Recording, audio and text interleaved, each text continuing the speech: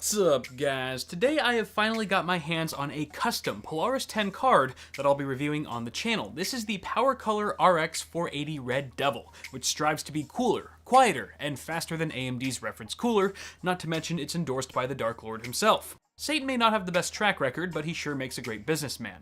The card retails for $270 USD, which is fairly reasonable, and comes with two BIOS settings tailored for silence or performance, with the latter pushing the max clocks up to 1330 MHz, a 64 MHz boost over the reference speed. Silent mode runs at a lower but respectable 1276 MHz, but seeing it run at 666 would have been so metal. I should also mention here that users who snag a first production of this card should download the new BIOS via PowerColor's Devil Club, which gives you access to things like software and live chat support.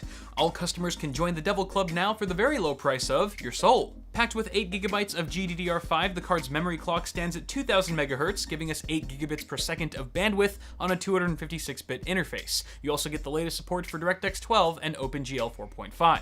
Now, the Devil series has been a part of PowerColor's product stack for years now, but it seems as though the company has grown even bolder with their demonic branding for the RX 480 launch, which might not bode well with more conservative folks. Just make sure you don't use this card for grandma's next PC, or she'll think it's possessed every time it starts installing Windows updates.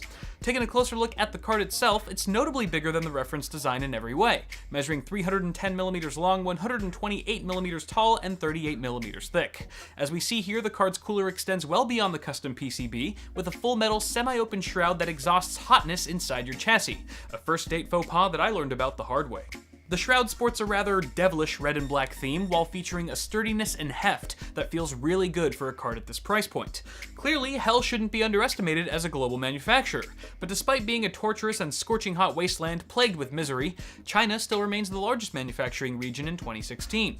Across the shroud, we see a trio of 80mm dual ball bearing fans with an interesting hollow blade design to improve airflow. The fans only spin up when GPU temps rise above 60 degrees Celsius and air is pushed downward onto a large aluminum fin stack, including a pair of 6mm and 8mm copper heat pipes.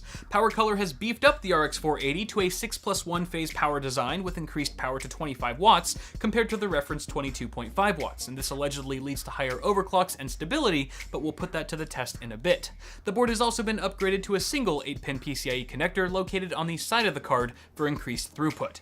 Adjacent is a Red Devil logo that seems to be oriented the wrong way compared to most other boards. I'm not sure if this is a move in favor of inverted cases like the Corsair 600C, or if PowerColor just caught on to the Devil's habit of putting things upside down. Lining the PCB, we find a gorgeous metal backplate with some stylish ventilation cutouts, and what was intended to be a pentagram, but apparently there was a big misunderstanding within PowerColor's design team, and the review sample I received came shipped with the Star of David instead. I can't even begin to imagine how offensive this is going to be to Satan worshippers. Now don't fret, I've been informed that consumer retail units will ship with the unholy pentagram design to honor the nefarious imp properly. Finally, our display I/O includes 3 DisplayPort 1.4 for 8K at 60Hz with HDR support, 1 HDMI 2.0B for 4K at 60Hz, and a dual-link DVI port that's nowhere to be found on the reference design. Hey, how about that? Now, when tweaking the Red Devil in AMD Wattman, the card was only able to hit a 4% overclock. The RX 480 isn't known to be a great overclocker by any means, but a small part of me was hoping to squeeze a bit more nectar out of the Devil's teat. I was happy to see no thermal throttling and an average clock speed of 1338 MHz after 20 minutes of running Unigine Heaven 4.0. While there's no major signs of throttling, the thermals here are admittingly not the best I've seen for a custom board. At its warmest, the GPU hit 81 degrees Celsius under load and hovered around the high 70s for a majority of the time. I mean, I know it's a card from hell and all, but damn, even Satan's gotta feel that burn. The GPU on this card definitely gets toastier than I would like to see, and users will have to boost the fan RPMs quite a bit if they hope to maintain temperatures far from the reference card. Of course, cranking up the fan speed means amplifying the noise they produce, but if this cooler has one redeeming quality, it's acoustics.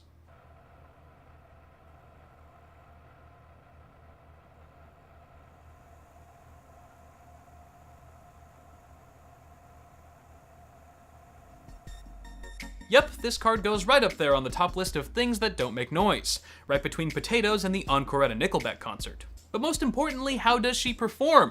To find out, I fired up the card on my X99 testbed with a 6950X at 4300 MHz, 32 gigs of DDR4 at 3800, and an Asus X99 Strix motherboard. All cards were manually overclocked with the latest drivers on Windows 10, and since the Red Devil is one hell of a beast, it's only fitting if we devour today's benchmarks to the most vicious and savage of sounds.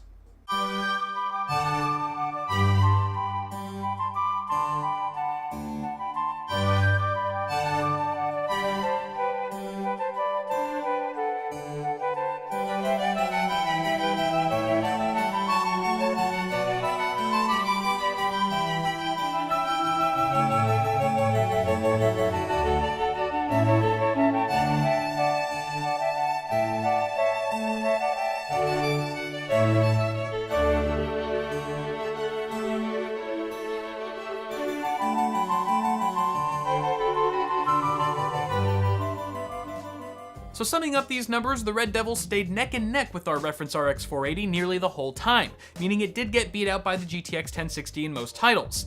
Firestrike Extreme was the one test where the Red Devil performed notably slower than its reference Bloodline, oddly, and only in the Division did it see a decent gain over it at 1920 by 1080. For 20 bucks more than the reference model, it seems, at least in my testing, that what you're paying for with this card is peace of mind from having the 8-pin power plug, killer looks, assuming you're into Satan, and truly silent operation. Unfortunately, I didn't see much improvement in terms of thermals or performance. With the reference RX 480 known for its amazing price to performance, the Red Devil would have had to yield some more frames today in order to keep that reputation, and since it doesn't, the premium price tag attached to it makes the prospect of a competitively priced GTX 1060 that much more appealing. But let me know what you guys think of this thing in the comments below, and don't forget to toss me a like on this video if you enjoyed it. I'm just gonna spin in my chair every time I do the outro now. Before you go, check the description for links to Awesome Sauce shirts, which can also double as pants. They're not designed that way, but don't let that stop you. Also my Amazon affiliate link, yeah. For now, I'm Kyle with Awesome Sauce Network. Thank you guys for watching. Subscribe to the channel if you haven't already, and I will see you all in the next video.